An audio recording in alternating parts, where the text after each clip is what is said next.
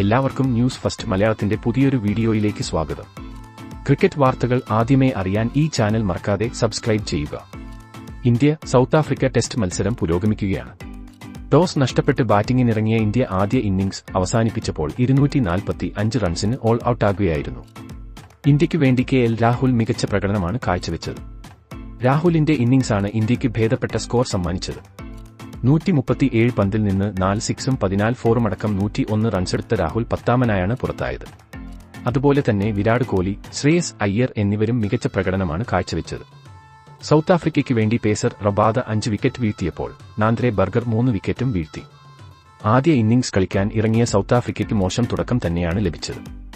3ാം ഓവറിൽ 11 റൺസിൽ നിൽക്കെ സൗത്ത് ആഫ്രിക്കയ്ക്ക് ആദ്യ വിക്കറ്റ് നഷ്ടമായി. മുഹമ്മദ് സിറാജാണ് ആദ്യ ബ്രേക്ക് ത്രൂ നൽകിയത്. സിറാജിന്റെ പന്തിൽ വിക്കറ്റ് കീപ്പർ KL രാഹുലിന് ക്യാച്ച് നൽകി എയ്ഡൻ മാർക്രമാണ് ആദ്യമായി മടങ്ങിയത്. 17 പന്തിൽ നിന്ന് 5 റൺസാണ് മാർക്രം നേടിയത്. എന്നാൽ രണ്ടാം വിക്കറ്റ് പാർട്ണർഷിപ്പിൽ അവർ മികച്ച പ്രകടനം കാഴ്ചവെച്ചു. എന്നാൽ 29ാം ഓവറിൽ സൗത്ത് ആഫ്രിക്കയ്ക്ക് രണ്ടാം വിക്കറ്റ് നഷ്ടമായി. രണ്ടാം വിക്കറ്റിൽ 62 പന്തിൽ നിന്ന് 28 റൺസെടുത്ത ടോണി ഡിസോർസിയെ ബുംറയും മടക്കിയേച്ചു. യശസ്വി ജയ്സ്വാളിന്റെ ക്യാച്ചിലായിരുന്നു മടക്കം. 153 പന്തിൽ 93 റൺസാണ് എൽഗാരിയും ഡിസോർസിയും ചേർന്ന് രണ്ടാം വിക്കറ്റ് കൂട്ടുകെട്ടിൽ നിന്ന് നേടിയത്. 30ാം ഓവറിൽ 7 പന്തിൽ നിന്ന് 2 റൺസെടുത്ത കീഗൻ പീറ്റേഴ്സനെയും സൗത്ത് ആഫ്രിക്കയ്ക്ക് നഷ്ടമായി. ബുംറ തന്നെയാണ് പീറ്റേഴ്സനെയും പുറത്താക്കിയത്.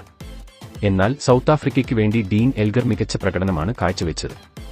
41ാം ഓവറിൽ 140 പന്തിൽ നിന്നാണ് എൽഗർ സെഞ്ചുറി പൂർത്തിയാക്കിയത്. എൽഗറിന്റെ സെഞ്ചുറിയാണ് സൗത്ത് ആഫ്രിക്കയെ മത്സരത്തിലേക്ക് തിരികെ കൊണ്ടുവന്നത്. അതുപോലെ തന്നെ സൗത്ത് ആഫ്രിക്കൻ നിരയിൽ ഡേവിഡ് ബെഡിംഗ്ഹാമും മികച്ച പ്രകടനമാണ് കാഴ്ചവെക്കുന്നത്. 80 പന്തിൽ നിന്നാണ് ബെഡിംഗ്ഹാം തന്റെ അർദ്ധ സെഞ്ചുറി നേടിയത്. ഇന്ത്യയ്ക്ക് വേണ്ടി ബുംറ മികച്ച പ്രകടനമാണ് ഇന്ന് കാഴ്ചവെച്ചത്. നാളത്തെ ആദ്യ സെഷനിൽ തന്നെ സൗത്ത് ആഫ്രിക്കയെ 300നും 350 റൺസിനും ഇടയിൽ ഇന്ത്യയ്ക്ക് പിടിച്ചു കെട്ടാൻ സാധിച്ചേക്കും.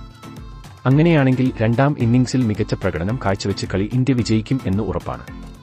അടുത്ത ഇന്നിംഗ്സിൽ ഇന്ത്യ തകർത്തു കളിക്കും എന്ന് ഉറപ്പാണ്. മാത്രവുമല്ല, പിച്ച് ഇപ്പോൾ ബാറ്റിംഗിന് അനുകൂലമായിരിക്കുകയാണ്. അതുകൊണ്ട് തന്നെ ഇന്ത്യൻ ബാറ്റർമാർ ഇനി കാര്യങ്ങൾ എളുപ്പമാകും. അതുകൊണ്ട് തന്നെ ഇന്ത്യ ഈ കളി വിജയിക്കും എന്ന് ഉറപ്പാണ്. ഇതിനെപ്പറ്റി നിങ്ങളുടെ അഭിപ്രായം എന്തെന്ന് താഴെ കമന്റ് ചെയ്യുക. അപ്പോൾ ഇതുപോലെ കൂടുതൽ ക്രിക്കറ്റ് വാർത്തകൾക്കായി ഈ ചാനൽ മറക്കാതെ സബ്സ്ക്രൈബ് ചെയ്യുക.